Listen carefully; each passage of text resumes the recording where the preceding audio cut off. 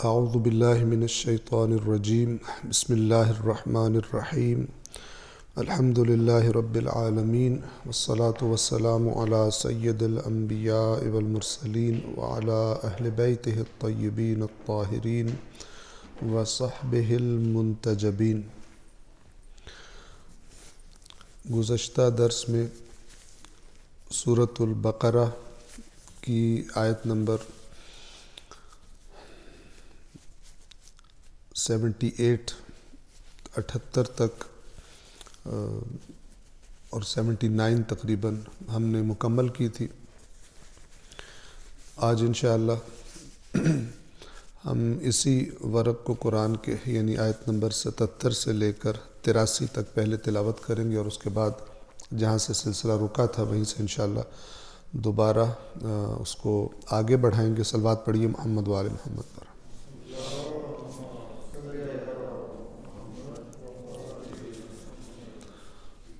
اعوذ باللہ من الشیطان الرجیم بسم اللہ الرحمن الرحیم اولا يعلمون ان اللہ يعلم ما يسرون وما يعلنون ومنهم أميون لا يعلمون الكتاب إلا أماني وإن هم إلا يظنون فويل للذين يكتبون الكتاب بأيديهم ثم يقولون هذا من عند الله ليشتروا به ثمنا قليلا فويل لهم مما كتبت أيديهم وويل لهم مما يكسبون وقالوا لن تمسنا النار إلا أياما معدودة قل أتخذتم عند الله عهدا فلن يخلف الله عهده أم تقولون على الله ما لا تعلمون بلى من كسب سيئة وأحاطت به خطيئته فأولئك أصحاب النار هم فيها خالدون والذين آمنوا وعملوا الصالحات أولئك أصحاب الجنة هم فيها خالدون وإذ أخذنا ميثاق بني إسرائيل لا تعبدون إلا الله وبالوالدين إحسانا وذي القربى واليتامى والمساكين وقولوا للناس حسنا وأقيموا الصلاة وآتوا الزكاة ثم توليتم إلا قليلا منكم وأنتم معرضون۔ صلوات پڑھیں محمد وآل محمد۔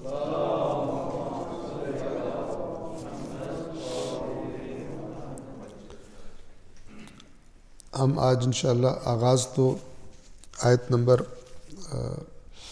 80 سے کرنا چاہیں گے، لیکن بحث کو ذہنوں میں تازہ کرنے کے لیے ہم سورۃ البقرہ کی آیت نمبر 75 سے 75 سے انشاءاللہ تعالی دوبارہ ایک دفعہ تکرار کریں گے۔ ایک مرتبہ پھر صلوات پڑھیں محمد وآل محمد۔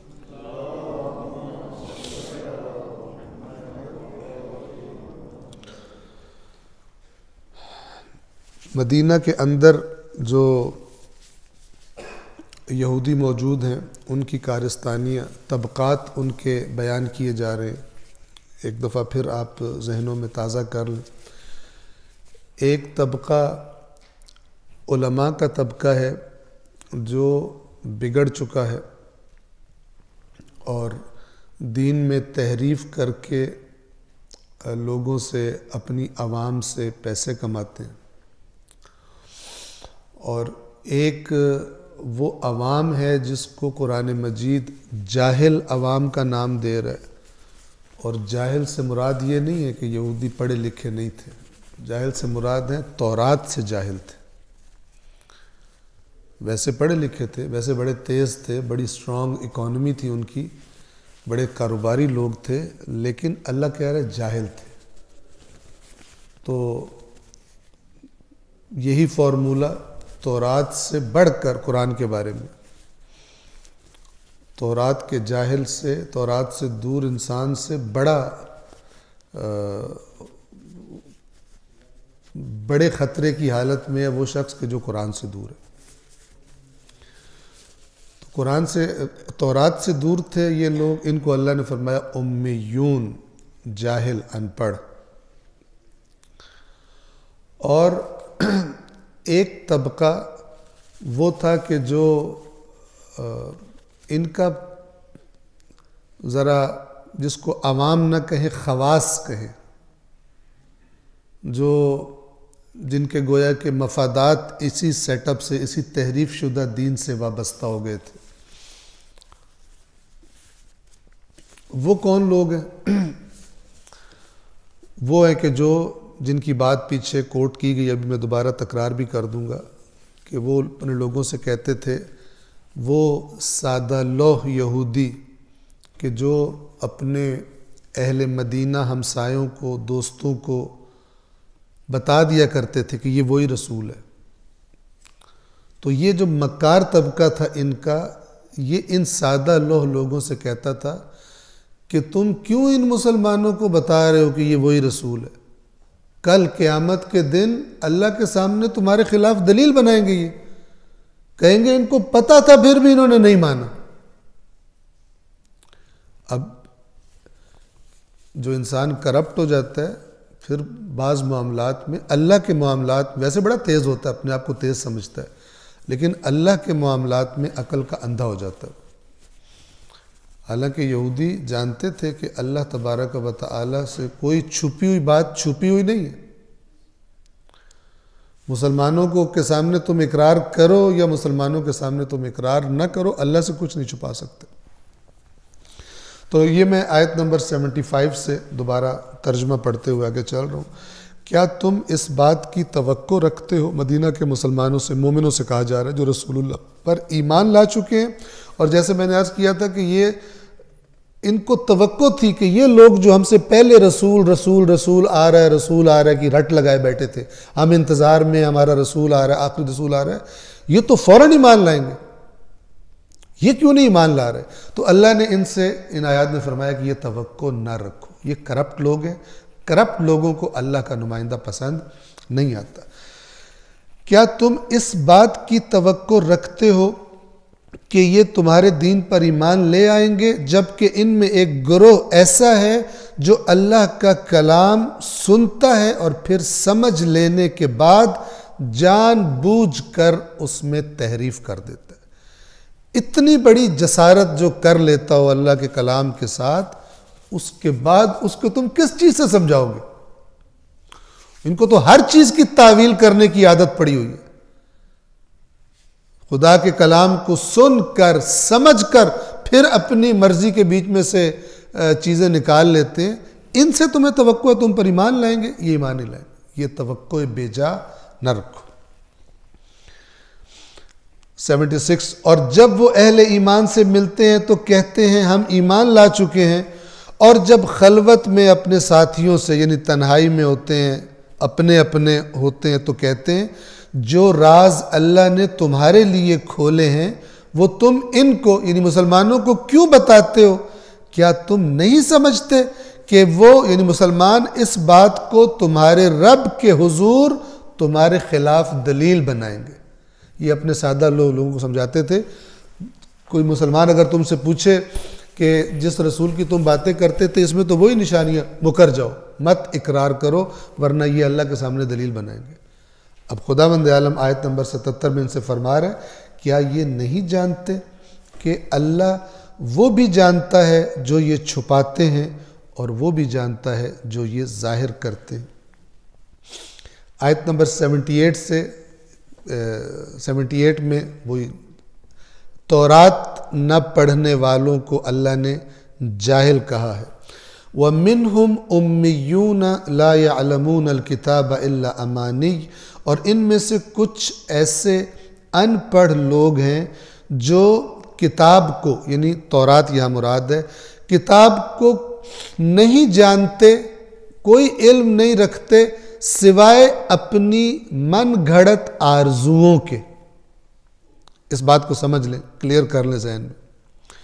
یعنی ان سے پوچھو کہ تورات میں کیا ہے، تو جو ان کی آرزویں ہیں، جو تورات کے نام پر، خدا کے نام پر، حضرت موسیٰ کے نام پر جو ان کو وہی بے ایمان پیسہ کھانے والے علماء سو نے جو تحریف شدہ دین ان کو بتایا ہوا ہے، اور وہ ان کی آرزوؤں پر مبنی ہے، جنت صرف ہماری ہے، اور جیسے ابھی آگے آئے گا جہنم میں اگر ہم چلے بھی گئے تو کچھ دن وہاں پہ رہنے کے بعد ہم حتماً دوبارہ جنت میں آئیں گے، یہ جو آرزویں تھی اس قسم کی، اور ہم اللہ کی پسندیدہ قوم ہیں، اللہ کی سب سے زیادہ اللہ کو ہم سے محبت ہے باقی قوموں کے مقابلے میں، غیر یہودی جنت میں بالکل نہیں جا سکتا،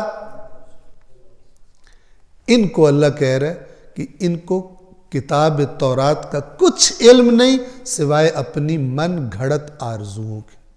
سمجھتے ہیں تورات میں یہ لکھا ہوا ہے، تو پوچھو پڑھی ہے تورات؟ کہتے کوئی نہیں۔ آج کل کے مسلمان بھی ہوئی ہیں، ہر کوئی سمجھتا ہے کہ جو قرآن ہے نا یہ ہمارے فرقے کی تائید میں نازل ہوا ہے، باقی سارے جاہل پھر رہے ہیں اور جہنمی پھر رہے ہیں۔ پوچھو پڑھے ہے قرآن؟ کہتے نہیں، وہ تو سمجھ ہی نہیں آتا تو ہم کہاں سے پڑھیں؟ اس قسم کی جہالت کے ڈھیر پھر رہے ہیں۔ کیوں جہالت ہے؟ سنجیدہ نہیں دین کے بارے میں، جیسے دنیا کے بارے میں سنجیدہ ہیں، دین کے بارے میں سنجیدہ نہیں۔ دنیا کی پڑھائی، دنیا کی لکھائی، پتہ نہیں کیا کیا پاپڑ بیلے جاتے ہیں اس کے لیے، لیکن دین کے معاملے میں لا یعلمون الکتاب الا امان۔ اللہ کہہ رہا ہے منہم امیون، یہ ان پڑھ ہے۔ مزیدار بات یہاں پر یہ ہے، توجہ فرمائیے، کہ یہ یہودی غیر اہل کتاب کو امی کہتے تھے، یعنی کہتے تھے یہودی چونکہ اہل کتاب ہیں، یہ پڑھے لکھے ہیں، عالم لوگ ہیں، اور جو باقی مکہ کے اندر دوسرے لوگ تھے، مشرکین تھے فلاں، انہیں کہتے تھے یہ امی ہیں۔ غیر یہودیوں کو کیا کہتے تھے؟ امی، یعنی جاہل ہیں، ہم پڑھے لکھے ہیں، ہمارے پاس تورات ہے، یہ لوگ جاہل۔ اللہ نے جو یہ دوسروں کو کہتے تھے، اللہ نے ان کو کہہ دیا وَمِنْهُمْ أُمِّيُّونَ، ان میں سے جاہل۔ قرآن نے بتایا ہوا ہے کہ یہ غیر یہودیوں کو امی کہتے تھے۔ سورہ آل عمران کے اندر یہ موجود ہے کہ جب انہوں نے دیکھیں مذہب کے نام پہ کیسے کرپشن ہوتی ہے۔ کرپٹ بندہ، تو نے کرپشن کرنی ہے، تو کہ اس کا دین سے کوئی تعلق نہیں ہے، میں نے بے ایمانی کرنی ہے، میں نے حرام کھانا ہے، میں کھا سکتا ہوں، میری مرضی ہے۔ کیا کرتے ہیں کچھ لوگ اس کام میں بھی مذہب کے کندھے پہ بندوق رکھ کے چلاتے ہیں۔ میں بذات خود جانتا ہوں، میرا پالا پڑا ہے کہ بندہ کیا کہہ رہا ہے کہ دوسرے مسلک کے لوگوں سے پیسے کھا جانا یہ جائز ہے ہمارے لیے، رشوت کے طور پر، ان کے حلال ہوتے ہیں۔ میں ادھر سے لے لیتا ہوں رشوت، اپنوں کی ہیلپ کرتا ہوں، حرام خور کی دلیل دیکھیں۔ بالکل قرآن نے یہودی کے بارے میں یہ بتایا، یہودیوں کے بارے میں سورہ آل عمران میں وَمِنْ أَهْلِ الْكِتَابِ، ان اہل کتاب میں سے کچھ لوگ ایسے ہیں۔ اچھا، اللہ سب کو ایک ہی لاٹھی سے نہیں ہانکتا، اچھوں کو اچھا کہتا ہے، بروں کو برا کہتا ہے۔ وَمِنْ أَهْلِ الْكِتَابِ، اہل کتاب میں سے کچھ ایسے مَنْ إِن تَأْمَنْهُ بِقِنْطَارٍ يُؤَدِّهِ إِلَيْكَ، کہ اے رسول اگر آپ ایک پورا خزانہ اس کے حوالے کر دیں امانت کے طور پر، وہ آپ کو واپس کرے گا، امانت دار ہے۔ وَمِنْهُمْ مَنْ إِن تَأْمَنْهُ بِدِينَارٍ، اور ان میں سے کچھ ایسے ہیں کہ اگر آپ ایک دینار کے بارے میں اس پر اعتماد کریں، اس کے سپرد دینار کر دیں، لا يُؤَدِّهِ إِلَيْكَ إِلَّا مَا دُمْتَ عَلَيْهِ قَائِمًا، اس وقت تک آپ کو واپس نہیں کرے گا جب تک اس کے اوپر چڑھ کے کھڑے نہ ہو جاؤ، مطلب اس کی گردن دباؤ گے تب نکالے گا اندر سے۔ دو طرح کے لوگ ہیں ان اہل کتاب میں۔ یہ جو بے ایمان اہل کتاب ہیں، یہ کیوں بے ایمان ہے؟ کیا کہتے ہیں یہ؟ عقیدہ دیکھیے اب، وہی جو میں نے آپ کو بتایا کہ میں خود جانتا ہوں کسی صاحب نے ارشاد فرمایا بالکل قرآن کی آیت کے مطابق، ذَلِكَ بِأَنَّهُمْ قَالُوا لَيْسَ عَلَيْنَا فِي الْأُمِّيِّينَ سَبِيلٌ، یہ اس لیے کہ یہ لوگ کہتے ہیں کہ امیون کے بارے میں ہم پر کوئی سبیل نہیں ہے، ہم پر کوئی پکڑ نہیں ہے، کوئی گرفت نہیں ہے، ان کا کھا بھی جاؤ تو کچھ نہیں ہوتا۔ یہ یہودی غیر یہود کے بارے میں یہ نظریہ رکھتے تھے۔ ان کا مال ہڑپنے کے لیے یہ ہوتا ہے تحریف شدہ دین، یہ ہوتا ہے دین کے نام پر کرپشن۔ اس قسم کے دین کو دیکھنے والا کوئی نزدیک جائے گا اس کے کہ جو دین خود کہہ رہا ہو دوسروں کا مال حرام طریقے سے ہڑپ کر جاؤ؟ تم نے حرام کھانا ہے، تم کہو ہم حرام کھا رہے ہیں، تم کہتے ہو دین کے نام پہ کہتے ہو دوسرے کا مال ہمارے لیے جائز ہے۔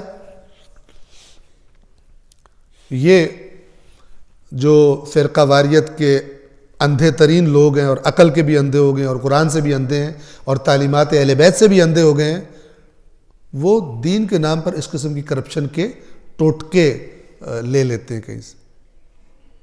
یہ ہو رہا تھا یہودی معاشرے میں۔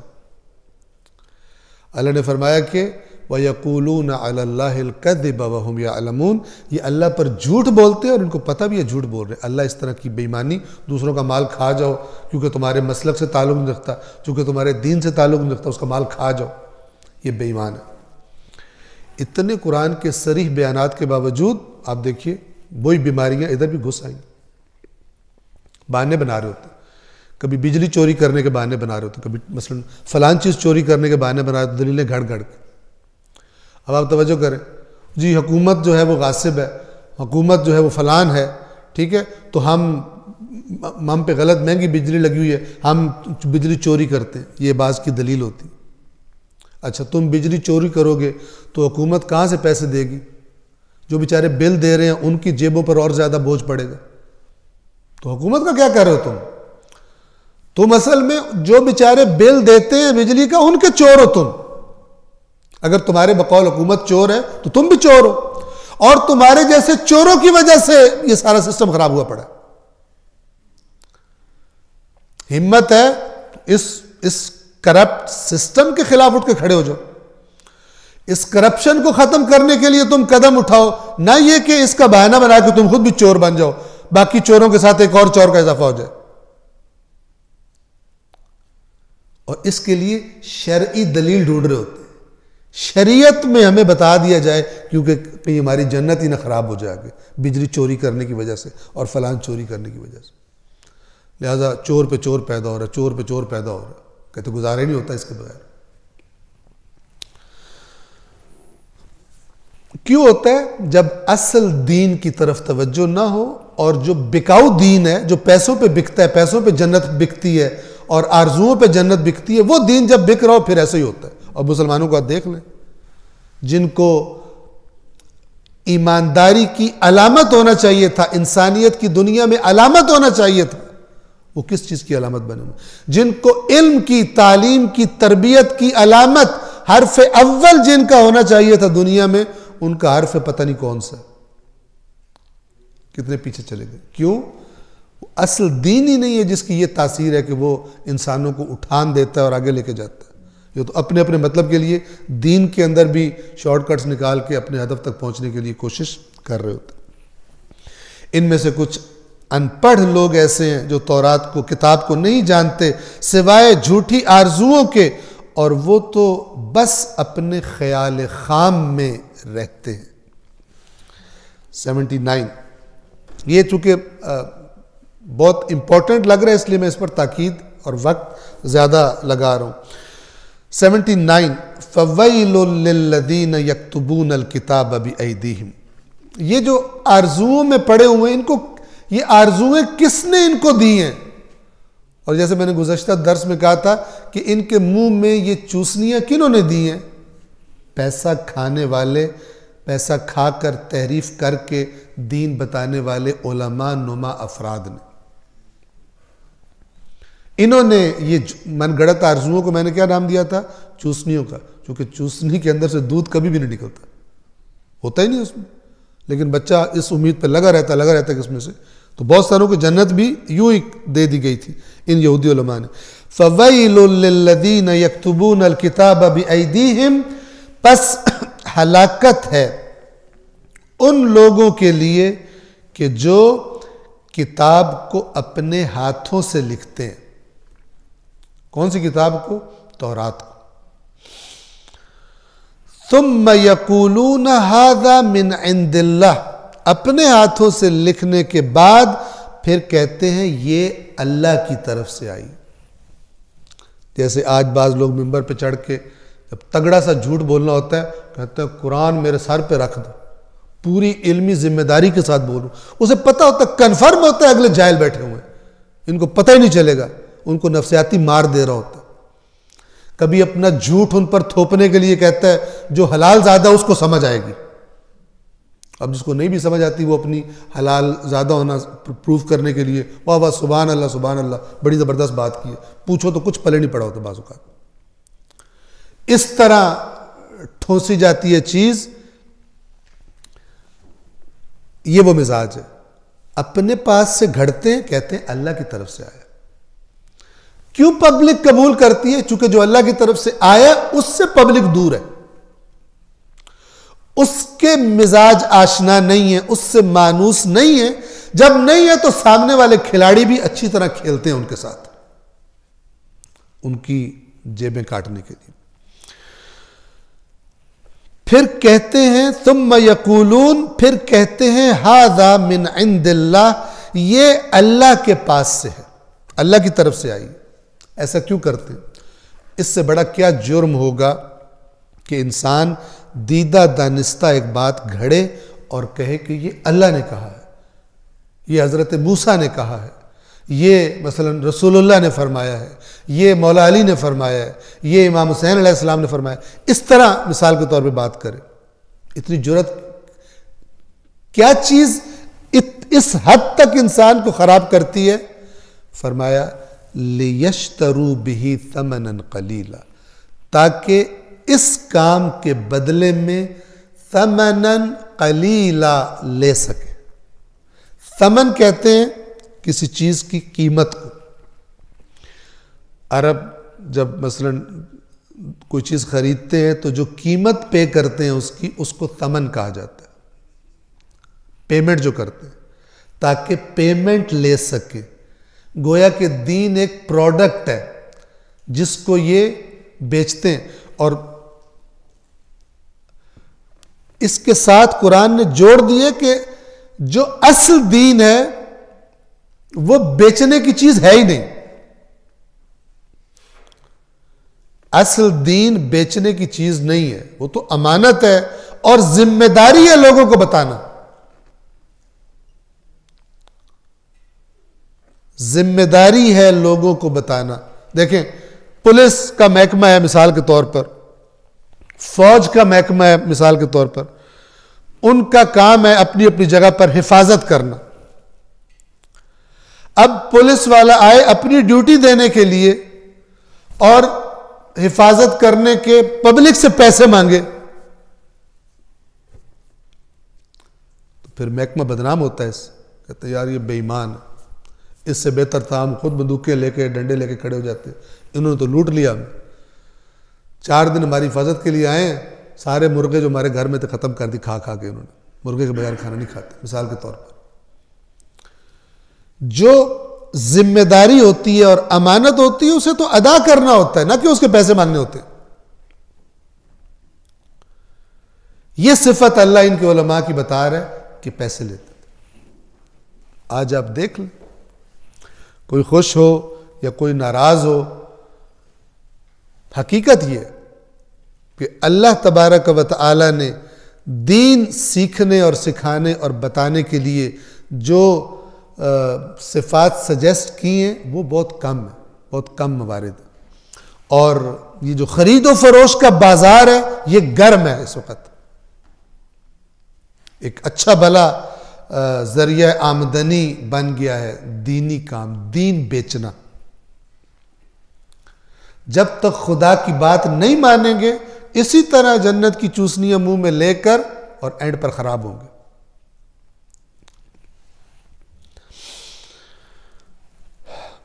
پیسے بھرنے کو تیار ہیں، پتہ نہیں کیا کیا پاپڑ بیلنے کو تیار ہیں، اللہ کی کتاب کو پڑھ کے دیکھنے کے لیے تیار نہیں. عقل کہاں چلی گئی؟ سنیں گے اللہ کے رسول نے قرآن چھوڑا، کہیں گے سبحان اللہ. اللہ کے رسول نے اہل بیت چھوڑے، کہیں گے سبحان اللہ. پڑھیں گے نہیں قرآن کو، صرف سبحان اللہ کریں. لِيَشْتَرُوا بِهِ ثَمَنًا قَلِيلًا، تاکہ اس کے ذریعے ایک قلیل معاوضہ حاصل کریں. اب اللہ ان کو جواب دے رہا ہے کہ جو تم لکھ رہے ہو، گھڑ رہے ہو دین کے نام پر، اور جو اس گھڑی ہوئی چیز کو بیچ کر، 2 نمبر چیز کو بیچ کر دین کے نام پر جو تم کما رہے ہو، دونوں پر تمہارے لیے عذاب ہے اور ہلاکت ہے. فَوَيْلٌ لَهُم مِّمَّا كَتَبَتْ أَيْدِيهِمْ، پس ان کے لیے ہلاکت ہے اس چیز کی وجہ سے جسے ان کے ہاتھوں نے لکھا. وَوَيْلٌ لَهُم مِّمَّا يَكْسِبُونَ، اور ہلاکت ہے ان پر اس کمائی کی وجہ سے جو انہوں نے کی، اس دین کو خراب کر کے جو بیچا. آپ دیکھیے، توجہ فرمائے، میں نے شاید پہلے بھی عرض کیا ہو، دین کی بات کو ہیرا پھیری کر کے اپنے پاس سے گھڑ کے کر دینا، اس کے بارے میں اللہ تبارک و تعالی نے بات کو کلیئر کرنے کی حد کر دی ہوئی ہے. سورۃ الحاقہ میں اللہ تبارک و تعالی نے جب کفار رسول پاک پر الزام لگاتے تھے کہ یہ اپنے پاس سے گھڑتا ہے، کوئی وحی نہیں آتی، کوئی فرشتہ نہیں آتا، نعوذ باللہ اللہ کے رسول پر تہمت لگاتے تھے، تو اللہ نے فرمایا کہ نہیں، ایک فرشتہ لے کر آتا ہے، فلان ہے، یہ کسی شاعر کا قول نہیں ہے، یہ قرآن کسی کاہن کا قول نہیں ہے. یہ سارا کہنے کے بعد پھر دوسرے اینگل سے اللہ تعالیٰ نے فرمایا کہ اگر یہ رسول جو تم کہہ رہے ہو کہ یہ اللہ پر اپنے پاس سے گھڑ کر بات کر دیتے ہیں، اگر یہ رسول کچھ باتیں اپنے پاس سے گھڑتا ہمارے بارے میں، ہم اس کا دایاں ہاتھ پکڑ لیتے، اس کو گرفت میں لے لیتے اور اس کی شاہ رگ کو، اس کی گردن کو کاٹ دیتے، اور تم میں سے کوئی بھی اس کو ہم سے بچا نہ سکتا اگر یہ دین کے بارے میں، اللہ کے بارے میں اپنے پاس سے گھڑ کے بات کرتا. یہ رسول اللہ کے نبی پاک ہیں اس سے کہ وہ ایسا کام کریں گے، لیکن خدا نے یہ بتا کر قرآن میں کلیئر کر دیا کہ کوئی دوسرا تو سوچے ہی نہ کہ یہ کر کے میں بچ جاؤں گا. کہ جب اللہ کے نبی کے بارے میں قرآن یہ بات کر رہا ہے کہ جو اس کام سے پاک ہے انہوں نے نہیں کرنا، وہ ایسا کرنے سے معصوم ہے، لیکن خدا نے یہ بتا دیا کہ قانون کے مطابق کوئی استثناء کسی کو حاصل نہیں ہے. اس قدر قیمتی چیز ہے، یعنی جو چیز اللہ کے علم کے مطابق نازل ہوئی ہے، اس میں تم نے اپنے پاس سے ملاوٹ کر کے خرابی کرنی ہے، اس کی بہتری نہیں کر سکتے.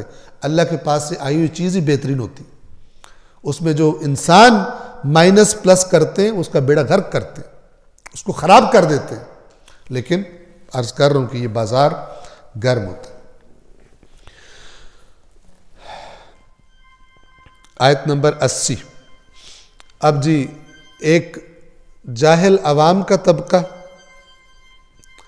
دوسرا صلوات پڑھیے محمد و آل محمد.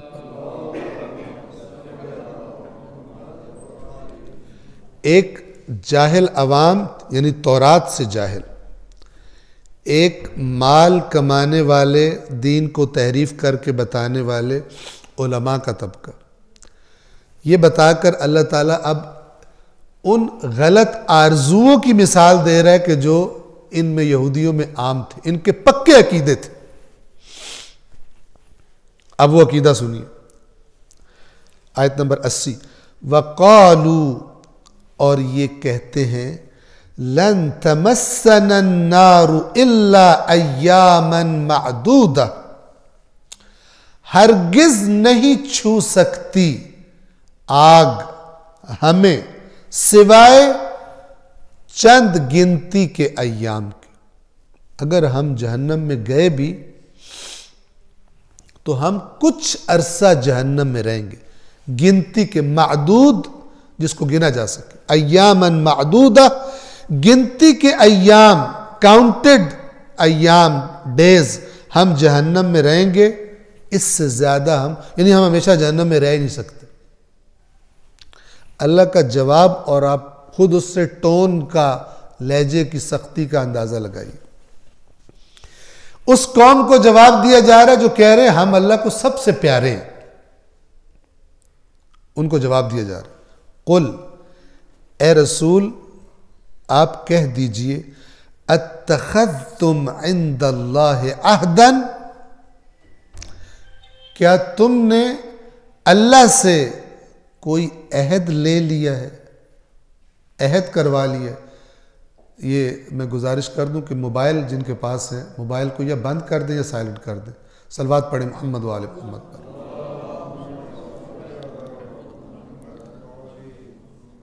قل، اے رسول کہہ دیجئے، اتخذتم، کیا تم نے لے لیا ہے، عند اللہ، اللہ کے پاس سے، عہداً، کوئی عہد لے لیا ہے؟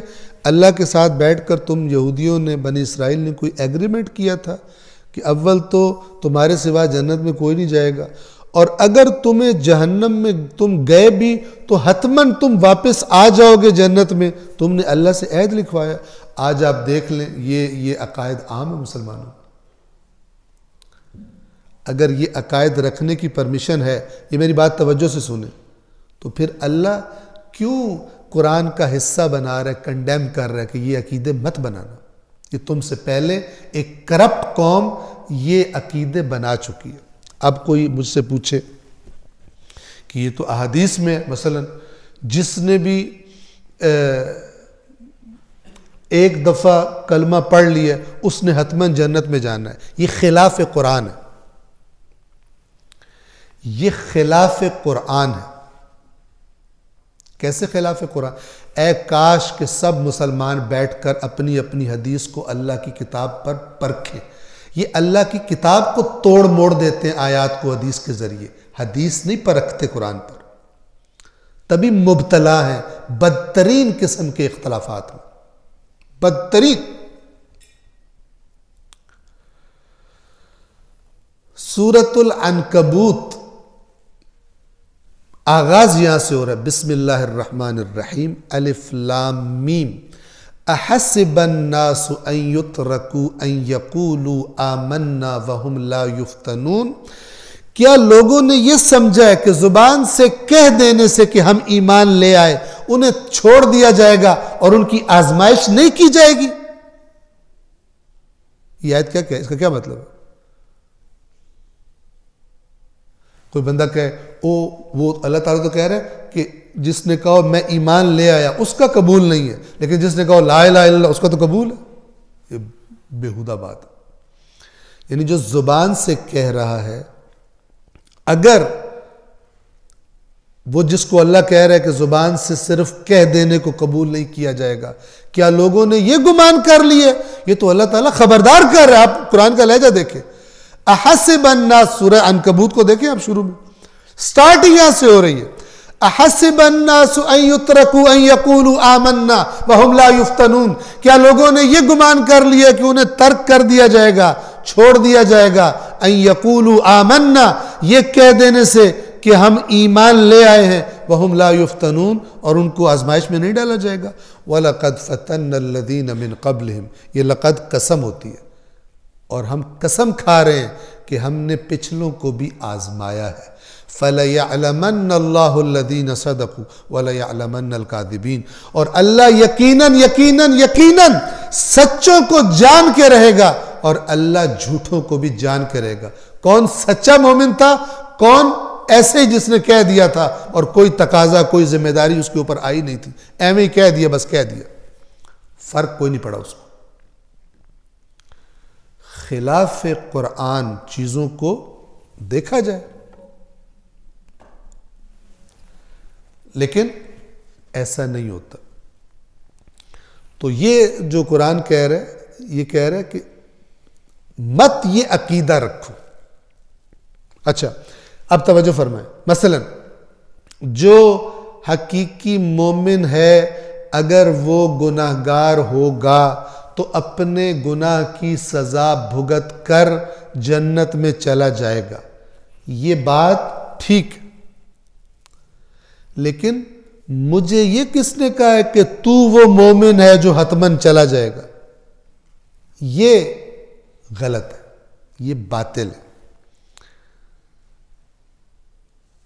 ائمہ اہل بیت نے مومن کی نشانی یہ بتائی ہے، اہل بیت اطہار نے ساری تصویر بتانی چاہیے۔ یہ ایک حقیقت ہے کہ مثلا بعض افراد ایسے ہوں گے کہ جو اپنی سزا بھگت کر، البتہ وہ بھی یاد رکھنا چاہیے کہ یہاں پہ تو ایک دن گرمی زیادہ پڑ رہی ہو تو بندے سے برداشت نہیں ہوتا، مثلا 50,000 سال کا ایک دن ہوگا اور چند سال کی بھی سنا دی گئی تو تسلی ہو جائے گی۔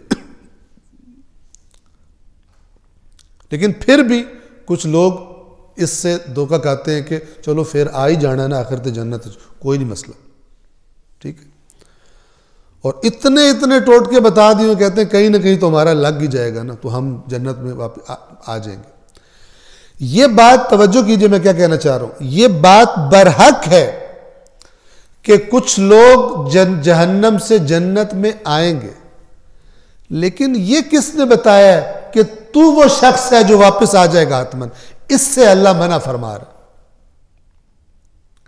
اس سے اہل بیت نے منع فرمایا کہ تم سمجھو یہودیوں کی طرح کہ ہم حتماً جنت میں آ جائیں گے واپس۔ اہل بیت نے جو کیفیت ایک مومن کی بتائی ہے وہ بہت خوبصورت ہے۔ الفاظ ہیں، یہ کتاب اصول کافی میں کتاب الایمان والکفر، باب الخوف والرجاء، خوف اور امید کا باب۔ خوف، اللہ کے عذاب کا خوف، اللہ کی پکڑ کا خوف، اور اللہ کی رحمت کی امید، یہ دو چیزیں اس باب کے ذیل کی آپ اس کے اندر جو احادیث ہیں ان کو جا کے دیکھیں تو آپ کو پتہ چلے گا کہ یہ جو کہتے ہیں او تُساں تے جانا ہی جانا ہے، یہ سارے 2 نمبر بے ایمان ہیں، یہ خوش کر کے کھانے والے اور اپنی ریٹنگز کو اوپر لے جانے والے، یا جاہل ہیں خود بھی، سنی سنائی آگے چلا دیتے، تقریر کرنے کا فن آ گیا ہے، یا بے ایمان ہے اور پیسے کھانا چاہتے ہیں۔ اہل بیت کیا فرماتے ہیں؟ توجہ کیجئے، عین قرآن، اور جب آپ یہ روایات پڑھیں پتہ چلتا ہے کہ کیوں اللہ کے نبی نے فرمایا تھا قرآن اور اہل بیت جدا نہیں ہوں گے۔ اور بعض چیزیں آپ پڑھیں جو روایات کے نام پہ کتابوں میں آ گئی ہیں، آپ کو لگے گا قرآن کہیں جا رہا ہے اور روایات کہیں اور لے کے جا رہی ہیں، تو پھر بندہ کہتا ہے کہ یار اللہ میاں تو بڑا ڈاڈا ہے، بڑا سخت ہے، تو اے ٹھیک ہے، یہ والی آپشن سلیکٹ کر لیتے ہیں۔ جبکہ ائمہ نے فرمایا آپشن وہ آپشن نہیں ہے، اس پر پرکھ کر دیکھنا ہماری بات سمجھنے سے پہلے، ہم سے منسوب بات کو ہمارا فرمان سمجھنے سے پہلے اس قرآن پہ پرکھ لینا۔ صلوات پڑھیں محمد و آل محمد۔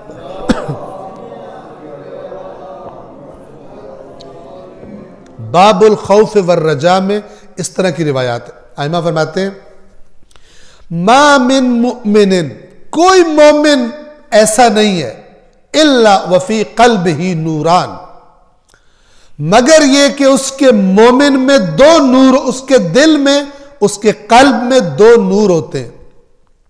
یہ اب ذرا تمثیل کی زبان ہے،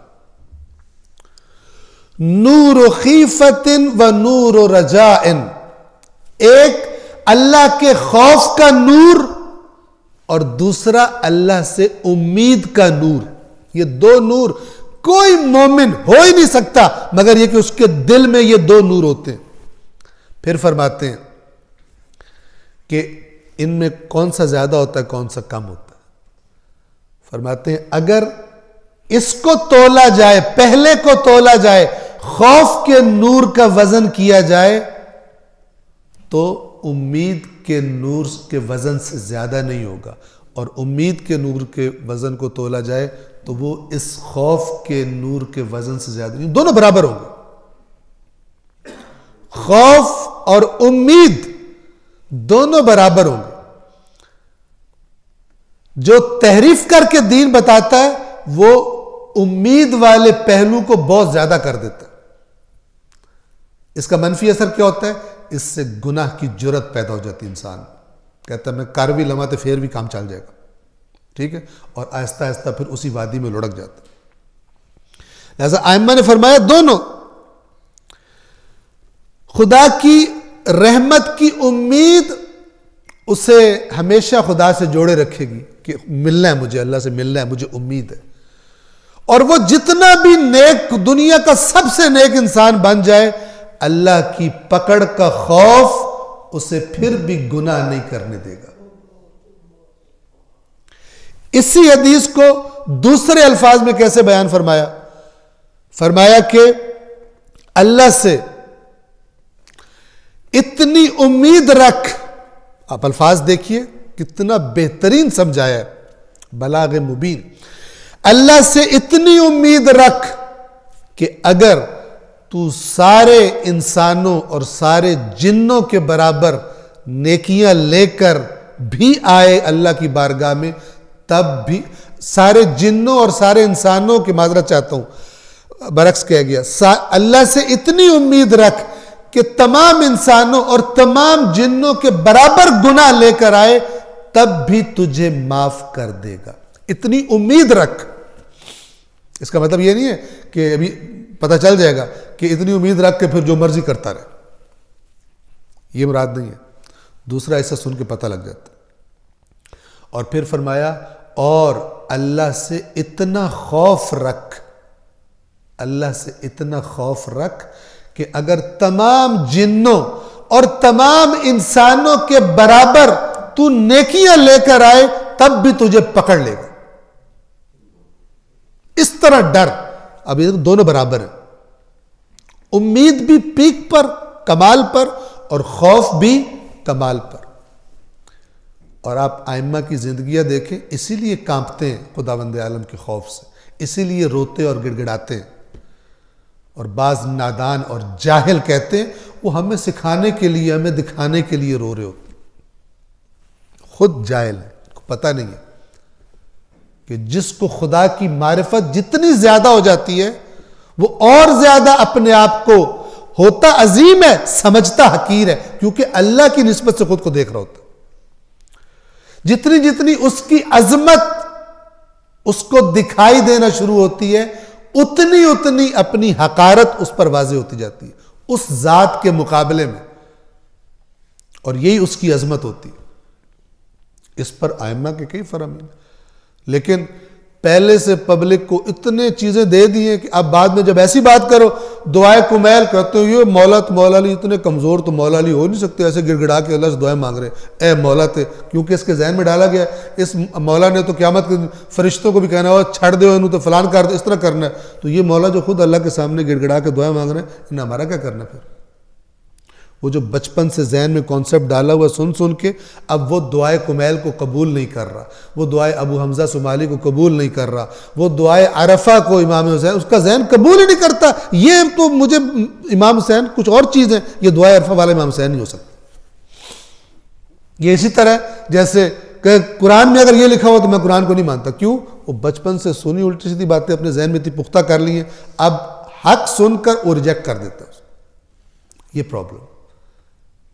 لہذا ائمہ نے جو طریقہ بتایا وہ قرآن مجید، جس نے اپنا دین اللہ کی کتاب سے لیا اور اللہ کے رسول کی سنت سے لیا، پہاڑ ہل جائیں گے اپنی جگہ سے نہیں ہلے گا.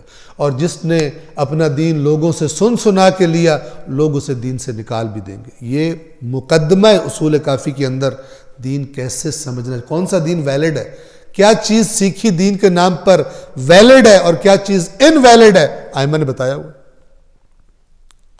لیکن سنجیدگی بہت کم دکھائی دیتی. بس اب دوبارہ اس آیت کو سنیے، آیت نمبر 80 پڑھ رہا تھا میں. اور کہتے ہیں ہمیں تو جہنم کی آگ گنتی کے چند دنوں کے علاوہ چھو نہیں سکتی. اے رسول کہہ دیجئے کیا تم نے اللہ سے کوئی عہد لے رکھا ہے؟ فَلَن يُخْلِفَ اللَّهُ عَهْدًا، کہ اب اللہ کبھی بھی اپنے عہد کی خلاف ورزی نہیں کرے گا. اللہ عہد کا بڑا پکا ہے، تم سے اللہ نے عہد کر لیا کوئی کہ اب خلاف ورزی نہیں کرے گا. اس طرح تم کہہ رہے ہو کہ ہم حتماً واپس آ جائیں گے کچھ دنوں کے بعد جنت میں. ام تقولون علی اللہ ما لا تعلمون،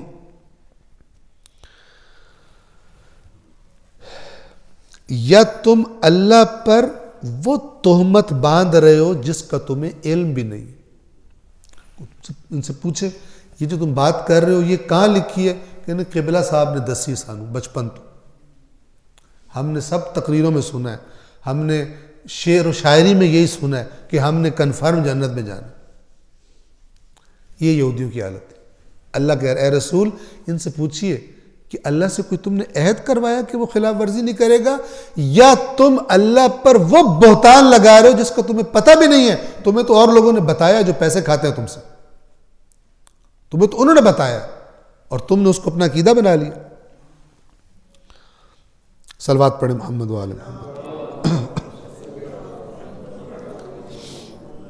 آیت نمبر 81 میں اللہ تبارک و تعالی اپنا کرائٹیریا اور اپنا معیار بتا رہے کون جنت میں جائے گا اور کون جہنم میں جائے گا اور ہمیشہ رہے گا بھی اس میں۔ تم کہہ رہے ہو کچھ دنوں کے بعد آ جاؤ گے۔ بلا، یہ جو لفظ ہے بلا، اس کا معنی یہ ہوتا ہے کہ جو پیچھے بات گزر چکی ہے وہ غلط ہے اور جو اس کے بعد بات کی جا رہی ہے وہ صحیح بات ہے۔ بلا تم غلط بدگمانی ہو، اپنے جو تم گمان بنائے پھر رہے ہو غلط گمان ہے تمہارے۔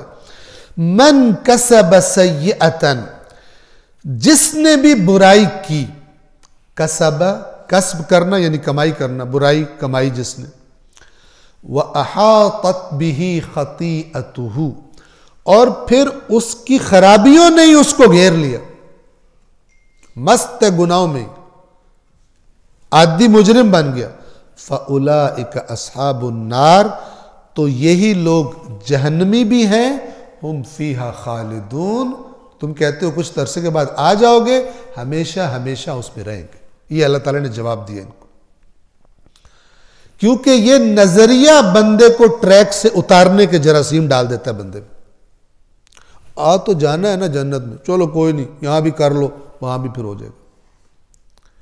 یہ بات اپنی جگہ پہ یاد رکھیے، بات حق ہے، ایسا ہوگا کچھ لوگ، لیکن مجھے آپ کو یہ حق نہیں دیا گیا کہ میں کہوں کہ میں وہی ہوں جس نے حتماً جانا ہے جنت میں۔ یہ آپ کو ٹریک سے اتار دے گا، جیسے امت بھی ٹریک سے اتری پڑی ہے۔ ذمہ دار لوگ، دین کی کوئی ذمہ داری قبول کرنے والے، دین سے زندگی کا رخ لینے والے وہ کم ہیں، اپنی بالکل دنیا داروں کی طرح زندگیاں گزار رہے ہیں، دنیا داروں والی سارے کام کر لیتے ہیں، چند جگہوں پہ لنک رکھا ہوا ہے دین سے، چند ورد کرتے ہیں صبح اٹھ کے، چند وظیفے کرتے ہیں، چند رسومات ادا کرتے ہیں تاکہ جنت پکی کر لیں اور یہ جو خرابیاں کی ہیں وہ بخشوا لیں۔ یہ دین کی تصویر ذہنوں میں، دین یہ نہیں ہے، یہ دین اسلام وہ نہیں ہے جو اللہ کا رسول لایا تھا، جو قرآن نے بتایا ہوا ہے۔ دین یعنی پوری زندگی کا رخ متعین کرنے والا قانون، ہدف دینے والا قانون، اقدار ویلیوز دینے والا پورا مجموعہ انسان کی کامیابی کا، فی الدنیا والآخرہ، دنیا و آخرت کا، نہ کہ آخرت میں یا کہیں پھنس جاؤ تو چلو جی یہ وظیفہ کرو یہ ورد کرو۔ اگر آپ ان باتوں پہ غور کریں، ان کا محور بھی دنیا ہے۔ بندہ بتا رہا ہے منتے مرادیں لینے کے یہ ٹوٹکے ہیں، یہ والا ورد کرو، یہ فلان کرو، وہ بھی دنیا میں گھما رہا ہے اس کو، کوئی منتے مرادیں دنیا والی، دنیا کی آرزو۔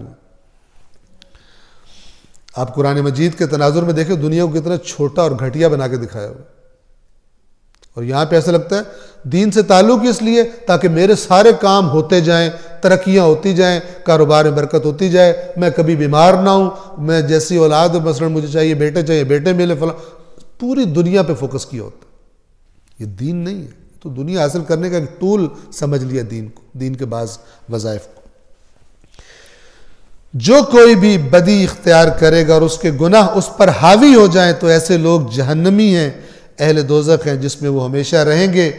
اور آیت نمبر 82 والذین آمنوا وعملوا الصالحات، اور وہ لوگ کہ جو ایمان لائے اور عمل صالح، نیک اعمال جنہیں کہا جاتا ہے، اچھے اعمال یعنی اللہ کی اطاعت، وہ بجا لائے، اولئک اصحاب الجنہ، یہ لوگ ہیں جنت میں جانے والے، ہم فیہا خالدون، ہمیشہ ہمیشہ اس جنت میں رہیں گے۔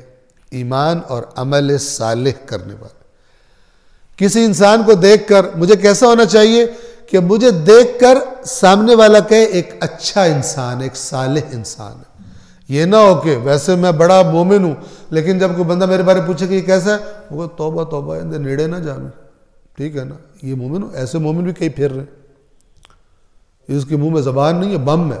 ٹھیک ہے نا، اس کے ہاتھ میں کبھی اپنا عیب مت دینا، پورے محلے کو بتائے گا، پھر بھی پکا جنتی کر کے بیٹا. صفات جو مومنین کی اللہ نے بتائی ہیں وہ ختم کر دی. ابھی آپ اسی آیت نمبر 83 میں، آیت نمبر 83 میں، کہ جو ظاہراً آج کے لیے آخری آیت ہوگی، آپ دیکھیں یہ بنی اسرائیل کی اس ساری کرپشن کا ذکر کر کے اللہ تعالیٰ ان کو کن باتوں کا عہد یاد کروا رہا ہے. یعنی جب یہ کرپٹ ہو چکے تھے تو ان باتوں کو بھول چکے تھے. یہ اللہ کے دین میں بہت زیادہ اہمیت رکھنے والی باتیں ہیں جو اگلی آیت میں آ رہی ہے، آیت نمبر 83 میں، کہ تم یہ تو کر رہے نہیں ہو، جنت میں تم پکا تم جا رہے ہو. من گھڑت آرزویں تم نے اپنی عقیدے بنا لی ہیں، تھی آرزویں ہیں تمہارے، بن چکے تمہارے عقیدے ہیں، کیونکہ تم جہاں سے دین لینا چاہیے وہاں سے نہیں لیتے، اور جہاں سے نہیں لینا چاہیے وہاں سے تم دین کو لیتے. سورۃ البقرہ آیت نمبر 83. وَإِذْ أَخَذْنَا مِيثَاقَ بَنِي إِسْرَائِيلَ، اور جب ہم نے بنی اسرائیل سے عہد لیا. میثاق وثوق سے ہے، اور وثوق یعنی بہت پکا کام، اعتماد والا کام. میثاق پکے عہد کو کہتے. وَإِذْ، اور جب، اخذنا ہم نے لیا، میثاق بنی اسرائیل، بنی اسرائیل سے پکا عہد لیا ہم نے. کیا عہد تھا؟ پہلی بات، لا تعبدون الا اللہ، اللہ کے سوا کسی کی عبادت نہیں کرو گے، کسی کو معبود نہیں بناؤ گے. اللہ کے سوا کسی کو معبود نہیں بناؤ گے. اب میرے ذہن میں آ جاتا ہے اور ضروری بھی سمجھتا ہوں، لہذا ریپیٹ بھی کر دیتا ہوں. آپ توجہ کیجئے کہ اسی ہماری سرزمین میں ایک بہت زیادہ مہنگا خطیب ایک بہت بڑے مجمع کے سامنے آ کر انہیں بے وقوف بناتا ہے، ان کی عقلوں پر ہنستا ہے، ان کی جہالت کا مذاق بناتا ہے، اور ان سے داد وصول کرتا ہے اور پیسے بھی وصول کرتا ہے. کہتا کیا ہے کہ میرا مولا منبر کوفہ پر فرما رہا ہے، میں عابد بھی ہوں، میں معبود بھی ہوں. سامنے والے سمجھ رہے ہیں مولا علی کی تعریف ہو رہی، فضائل پڑھے جا رہے، شعور سے خالی، عقل سے، دینی عقل سے، دینی شعور سے ہاتھ دھو کر بیٹھے ہوئے. اس قدر جرأت کہ سری کفر اور شرک بولا جائے اور وہ سمجھے یہ مولا کی تعریف ہو رہی، یہ مولا پر بہتان باندھا جا رہا ہے. اور جب ہم نے بنی اسرائیل سے میثاق لیا، لا تعبدون الا اللہ، اللہ کے سوا کسی کی عبادت نہیں کرو گے. کون سی قوم داد دے رہی ہوتی ہے؟ جو تشہد میں کیا پڑھتے ہیں؟ پہلی گواہی کہتے ہیں اشہد ان لا الہ الا اللہ وحدہ لا شریک لہ. الہ یعنی معبود، میں گواہی دیتا ہوں کہ اللہ کے سوا کوئی معبود نہیں ہے. اس کے بعد ایک بندہ اس کے سامنے آ کے یہ بات کر رہا ہے، اسے کہہ رہا ہے واہ واہ واہ. اس کے بعد عقل کی کوئی رمق بیچ میں رہ جاتی، گیس تصور کی جا سکتی. اللہ کے سوا کسی کی عبادت نہیں کرو گے. اب یہ امپورٹنٹ ترین چیزیں جو دین کی سمجھ لیں، دین اسلام کی بنیاد ہے، بنیادی ترین احکامات ہیں. نمبر 2، وَبِالْوَالِدَيْنِ احسان، اور والدین کے ساتھ احسان. احسان اردو والا نہیں، عربی والا. اردو والا احسان کیا ہے کہ اماں کمزور ہو گئی ہے، ابا کمزور ہو گیا، بوڑھا ہو گیا، ٹھیک ہے، جو ہم لائے اپنے بیگم کے لیے، بچوں کے لیے، کھایا پیا انجوائے کریے، کچھ بچا بھی جو اماں کو بھی دے دو، احسان کر دیا. یہ والا احسان نہیں. عربی میں احسان کا معنی اور ہوتا ہے. احسان حسن سے، یعنی بہترین رویہ، بہترین ایٹیٹیوڈ. حسن یعنی ایسا رویہ کہ جس کو دیکھنے والا کہے کیا بات ہے، کتنی زبردست یہ رویہ ہے ماں سے اور باپ سے. وَبِالْوَالِدَيْنِ احسان. اور قرآن کا عجیب انداز ہے کہ اللہ نے والدین کے ساتھ احسان کو اپنی توحید کے ساتھ ذکر کیا، اور یہ اس کی امپورٹنس بڑھا دیتی ہے. چونکہ والدین کی ذات میں اللہ تبارک و تعالیٰ کی ربوبیت کی جھلک ہوتی ہے، چونکہ وہ اللہ نے ان کو وسیلہ بنایا ہوتا ہے اس کمزور ناتواں کو پالنے کا. کبھی رو رہا ہے، چیخیں مار رہا ہے، کبھی ناک باہر بہ رہی ہے، کبھی اپنے کپڑے خراب کر بیٹھا ہے، داڑے مار رہا ہے، رو رہا ہے. ماں باپ کے دل میں اللہ نے محبت ڈالی ہوئی ہے کہ اس کو وہ پیار کریں گے، محبت کریں گے. باپ محنت کرے گا، مزدوری کرے گا، ماں زحمت کرے گی. اس کمزور سے جاندار کو اپنے پیروں پہ کھڑا کر دیا، اس کو پڑھایا لکھایا. اب یہ پیروں پہ کھڑا ہو گیا، اب اس کو دونوں وہ گھٹیا لگتے ہیں. اس سے بڑا گھٹیا بندہ کوئی نہیں ہو سکتا کہ جنہوں نے پالا ہے، جن کے ہاتھوں سے پلا ہے، ان کو سمجھے کہ یہ تو فضول لوگ ہیں. یہ مجھے ڈسٹرب کرتے ہیں گھر میں. اپنے لوفر دوستوں کے ساتھ بیٹھ کے کہتے ہیں دوست کہتے لیٹ کیوں ہے؟ یار وہ ابو جو ہے نا سر چاٹتے رہتے ہیں، جان نہیں چھوڑ رہے تھے، امی جان نہیں چھوڑ رہی تھی، کیا کروں. اپنے لوفروں کے سامنے بیٹھ کے اپنے باپ کی ماں کی بدتعریفی کرتا ہے. یہ اللہ کی نظر میں گھٹیا پست انسان ہے، احسان فراموش انسان ہے. خدا بند عالم فرما رہا ہے کہ جب ہم نے بنی اسرائیل سے میثاق لیا، لا تعبدون الا اللہ، اللہ کے سوا کسی کی عبادت نہیں کرو گے. وبالوالدین احسانا، والدین کے ساتھ نیک سلوک، اچھا بہترین سلوک کرو گے. وذی القربا، اور اپنے قریبی رشتہ داروں کے ساتھ. جب آیت وہ پڑھتے ہیں قُلْ لَا أَسْأَلُكُمْ عَلَيْهِ أَجْرًا إِلَّا الْمَوَدَّةَ فِي الْقُرْبَى، تو اس آیت پر قرابت داروں پر جو اللہ کے رسول نے کہا ہے میں کوئی اجر نہیں مانگتا قرابت داروں کے ساتھ. وَآتِ ذَا الْقُرْبَى حَقَّهُ، اپنے قریبی رشتہ داروں کو ان کا حق ادا کر دے. ان آیتوں پر واہ واہ داد فلان، اپنے رشتہ داروں کی ناک میں دم. اسی دین کو کاٹ دیا. یعنی دین واہ واہ کرنے کا ثواب لینے کا ایک ٹول ہے، جو دین تقاضا کر رہا ہے وہ نہیں کرنا. اپنے رشتہ داروں کے ساتھ کیا کرنا ہے اس کا تعلق نہیں ہے ادھر سے. والدین کے بعد اپنے رشتہ دار، ان کے ساتھ، یعنی ہم نے بنی اسرائیل سے میثاق لیا کہ رشتہ داروں کے ساتھ بدسلوکی نہیں کرو گے، ان کے ساتھ احسان کرو گے. پھر والیتامی، اس کے بعد ایسے بچے کہ جو اپنے قدموں پہ کھڑے نہیں ہیں، بالغ نہیں ہیں، خود نہیں کما سکتے، اور ان کے باپ کا سایہ ان کے سروں سے اٹھ گیا. آپ مولا کائنات علیہ السلام کی وصیت میں وقت شہادت سے پہلے جو وصیت ہے ماہ رمضان میں آپ سب سنتے ہیں، پڑھتے بھی ہیں، تو اس میں ایک بہت ساری چیزوں کے نام لیے، اس میں سے ایک یتیموں کا نام لیا. ایسا نہ ہو کہ تمہارے ہوتے ہوئے ان کے منہ خالی رہ جائیں، ان کو کھانے کا نہ ملے. اور وہاں جو مولا کی تعبیر ہے وہ بہت یعنی اس کا یہ ترجمہ نہیں بنتا کہ ان کے منہ خالی نہ رہ جائے، بلکہ اس کا مطلب یہ ہے کہ ایسا نہ ہو کہ ایک دن ملے ان کو اور ایک دن نہ ملے. یعنی مسلسل ریگولر کمٹمنٹ کے ساتھ تمہیں ان کا خیال رکھنا ہے. ایسا نہیں ایک دن بادشاہ سلامت جوش میں آئے تو کہو یتیموں کو یہ کر دو وہ کر دو، اس کے بعد سال پتہ ہی نہیں ہے وہ زندہ بھی ہے کہ مر گیا، اس کا کس نے کیا، بیمار ہے، صحت مند ہے، پڑھ رہا نہیں پڑھ رہا. ایک دن ترنگ میں آ کے ماہ رمضان میں زیادہ ثواب ملتا ہے، اس میں یتیموں کو دو، باقی سارا سال یتیم جائیں جدھر سے آئیں. یہ نہیں ہے دین. کہتے آج کے دن کروں، آج میں زیادہ ثواب ملے گا، باقی سال کرے کوئی نہیں. روایات میں ہے کہ وہ تھوڑا کام، وہ قلیل کام جو تسلسل کے ساتھ ہو، یہ اللہ کو بہت پسند ہے اس کثیر کام سے جس کے اندر تسلسل نہ ہو. آج جوش میں آیا، جوش میں آ کے اتنا زیادہ کر دی، اس کے بعد ہوش نہیں ہے کہ کوئی اس کی پرسوئنس نہیں ہے، کوئی نتیجہ اس کا نکلا، کوئی نہیں نکلا، نہیں جس دن دل کیا تھا اچانک جوش چڑھا تھا اس دن یہ اس سے کام نہیں ہوتا۔ دنیا کے کام بھی بغیر کمٹمنٹ کے نہیں ہوتے۔ کاروبار، جن کے اچھے کاروبار ان کو پتہ ہے کمٹمنٹ کے بغیر کاروبار نہیں چلتے، دکانیں نہیں چلتی۔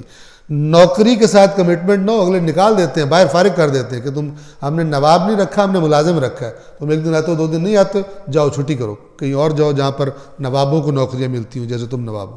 نہیں، دین کے ساتھ خرابی کیوں ہے؟ کمٹمنٹ نہیں ہے۔ دینی اہداف جو ذمہ داری ہیں ان کے ساتھ کمٹمنٹ نہیں ہے۔ جب کمٹمنٹ نہیں ہے تو پھر یہی والیتامہ اور یتیم، والمساکین، مسکین۔ مسکین کا لفظ سکون سے ہے، سکون اردو والا نہیں، عربی والا۔ عربی میں سکون کا مطلب ہوتا ہے جس میں حرکت نہ ہو، ساکن جس میں حرکت نہیں ہے۔ مسکین جس کی زندگی بے حرکت ہو گئی ہے، یعنی اس کے پاس کوئی ایسا وسیلہ ہی نہیں ہے، کوئی سورس آف انکم ہی نہیں ہے کہ جس سے اس کی زندگی میں حرکت پیدا ہو، بیٹھ گیا وہ، اس کے پاس کچھ بھی نہیں۔ ہم نے بنی اسرائیل سے میثاق لیا تھا کہ مسکینوں کا خیال رکھو گے، یہ نہیں کہ خود تم کھا رہے ہو اور تمہیں پرواہ نہ ہو کہ معاشرے کے اندر مسکین موجود ہیں اور سمجھ رہے ہو کہ یہ جو اللہ یاد کرا ہے، اس کا مطلب بنی اسرائیل ان کاموں کو ترک کر چکے تھے اور جنت پھر بھی اپنی کنفرم سمجھتے تھے۔ اصل دین ختم ہو گیا تھا، آرزوؤں کے نام پہ عقیدے بنے ہوئے تھے۔ والمساکین، اور مسکینوں کے ساتھ احسان۔ وَقُولُوا لِلنَّاسِ حُسْنًا، اور لوگوں کے ساتھ خوبصورت بات کرو گے۔ قولوا للناس، لوگوں کے ساتھ کیسے بات کرو گے؟ حسناً، اچھی خوبصورت بات کرو گے۔ ادھر مومن بھی ہے اور ہر جملے کے ساتھ جب تک ایک گالی نہ لگائے اس کا جملہ ہی مکمل نہیں ہوتا، جب تک بدتمیزی نہ کرے اس کا جملہ ہی مکمل نہیں ہوتا۔ بعض اتنے بدتمیز ہیں، مثلا والدین کے ساتھ وہ تو تڑاک کر کے بات کر رہے ہوتے۔ اللہ تعالیٰ فرما رہے ہیں ہم نے ان سے میثاق لیا تھا تم بولنے میں بہترین بولنے والے لوگ ہونے چاہیے، تمہارا لب و لہجہ، تمہارا بولنے کا انداز، تمہارا اخلاق بہترین ہونا چاہیے۔ یہ اللہ اس لیے نہیں بتا رہا کہ بنی اسرائیل نے یہ کام چھوڑ دیے تو بہت گندے ہو گئے لیکن مسلمان نہ کرو تو تم چھوڑ بھی دو تو تم بڑے فیورٹ ہو کیونکہ تمہارا فلانا مسلک ہے، تمہارا فلانا یہ تم کنفرم جنتی ہو۔ یہ سب ڈھکوسلے ہیں۔ قرآن مجید یاد اس لیے کروا رہے ہیں کہ یہ جیسے قرآن کہتا ہے نا، اے رسول ہم آپ پر وہی بھیج رہے ہیں جو ہم نے آپ سے پہلے نوح پر بھیجی تھی، جو موسیٰ پر بھیجی تھی، جو عیسیٰ پر بھیجی تھی، سب ایک بنیادی پیغام سب کا ایک۔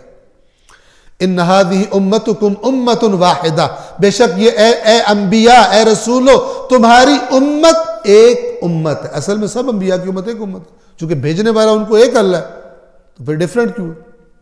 تو اختلاف تو لوگوں نے پیدا کر لیے اپنے اپنے مسائل کی وجہ سے، اگرچہ دین کے نام پہ کرتے ہیں، لیکن اللہ فرما رہا ہے کہ انبیاء کی امت ایک امت، اور انبیاء کا حقیقی پیروکار بھی وہی ہے کہ جو اس فکر میں ہو کہ کس طرح ایک امت بنایا جائے، نہ کہ کس طرح دوسروں کو ٹیکے لگائے جائیں، ان کو بھگایا جائے۔ یہ قرآن مجید اور جو اللہ تبارک و تعالی امت کا تصور دیتا ہے وہ مزاج ہی نہیں ہے۔ یہ وَقُولُوا لِلنَّاسِ حُسْنًا، اور لوگوں سے بہترین اچھی بات کرو، وَأَقِيمُوا الصَّلَاةَ، اور نماز کو قائم کرو، وَآتُوا الزَّكَاةَ، اور زکوٰۃ کو ادا کرو۔ یعنی تمہارے مال کے اندر اللہ نے جو قرار دے دیا کہ یہ واجب ہے تمہارے لیے اللہ کا حصہ نکالنا، اسے نکالو۔ بدن کے ساتھ جو عبادت کرنی ہے وہ کرو، اور جو مال اللہ نے دیا ہے اس میں سے جو واجبات بنتے ہیں وہ ادا کرو۔ ثُمَّ تَوَلَّيْتُمْ إِلَّا قَلِيلًا مِّنْكُمْ، آج بھی ایسا ہی۔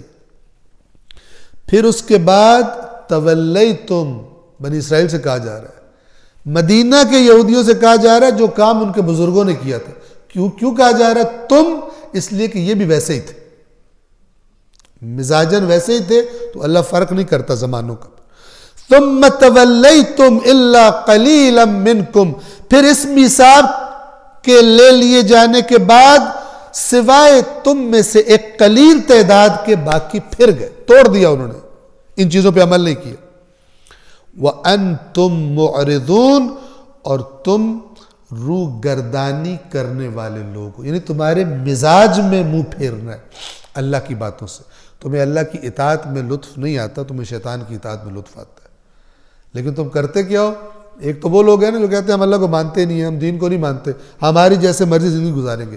لیکن تم وہ کرپٹ لوگ ہو کہ جو اپنی خرابیاں کرنے کے لیے دین کے اندر راستے ڈھونڈتے ہو، دین کو تحریف کرتے ہو، اور اس کام میں وہ لوگ پھر معاون بن جاتے ہیں کہ جو دنیا کا پیسہ جن کو اٹیک کرتا ہے، اور وہ پیسہ لینے کے لیے پھر مالداروں کے لیے اور رستے تلاش کر دیتے ہیں. جب کوئی بڑا جرم، جیسے اللہ کے نبی نے فرمایا کہ صلی اللہ علیہ وآلہ وسلم، جب کوئی بڑا جرم تم سے پہلی قوموں پر اس لیے عذاب آئے تھے کہ جب کوئی بڑا طاقتور شخص، با اثر شخص جرم کرتا تھا تو اس کے لیے راستے نکال لیتے تھے، اور جب کوئی عام شخص گناہ کرتا تھا اس کو پھر سخت سے سخت سزا دیا کرتے تھے. آج آپ دیکھ لیں آج ہمارے معاشرے میں کیا ہے. یہاں اسی پاکستان میں ایسے کیسز ہیں کہ سب جانتے ہیں فلان شخص نے یہ قتل کیا ہے، سب کی آنکھوں کے سامنے قتل کیا ہے، لیکن تھوڑا عرصہ میڈیا میں شور مچتا ہے، یہ ہوتا ہے فلان ہوتا ہے، اور پھر پس پردہ جو ہے وہ چینلز چل جاتے ہیں اور پیسہ حرکت میں آتا ہے، فلان آتا ہے، اور آخرکار وہ جو اصل مجرم ہوتا ہے بجائے یہ کہ وہ عبرت بنے، وہ باہر نکل کر پھر رہا ہوتا ہے. مالدار جائے تو افسر بھی اس کے ساتھ بڑے سیٹ ہوتے ہیں، سارا کچھ ہوتا ہے، اور غریب بندے کے ساتھ یہ دین، یہ اصل دین ہے کہ یہ نہیں ہونا چاہیے، برابری ہونی چاہیے. میں بات کو تمام کروں، وقت تمام ہو چکا ہے. ایک مولا علی علیہ السلام کی زندگی میں، ان کی یعنی ظاہری خلافت کے زمانے میں، ان کا اپنا بنایا ہوا قاضی، اس کی عدالت میں ان کو پیش ہونا پڑ گیا کسی کیس میں، اور اس نے مولا کو امیر المومنین کہہ کر پکارا. مولا اس سے بھی ناراض ہو گئے، نے کہا کہ تم نے امیر المومنین جو مجھے کہا، اس کا مطلب ہے جو دوسرا فریق ہے کیس میں، جو دوسرا میرے سامنے مد مقابل ہے، اس کے مقابلے میں تم نے میرا احترام کیا ہے، یہ ٹھیک نہیں ہے. یہ والے مولا علی بدماشوں کی شفاعت کریں گے وہاں پر، جن کی زندگی گواہی دے رہی ہے کہ ان کے وہ خلاف ہیں، اللہ تعالیٰ کی حدود کو پامال کرنے والوں کے خلاف ہیں. اب ان سے کہا جا رہا ہے کہ یہ والے مولا تمہاری شفاعت کریں گے. کوئی اور علی بنا کے دے دیے. آرزوؤں کی دنیا میں وہی جو قرآن کہتا ہے کہ آرزوؤں کو عقائد سے بدل دیا گیا. تو یہاں پر آج کے درس کو ہم تمام کرتے ہیں آیت نمبر 83 پر. انشاءاللہ خدا نے توفیق دی تو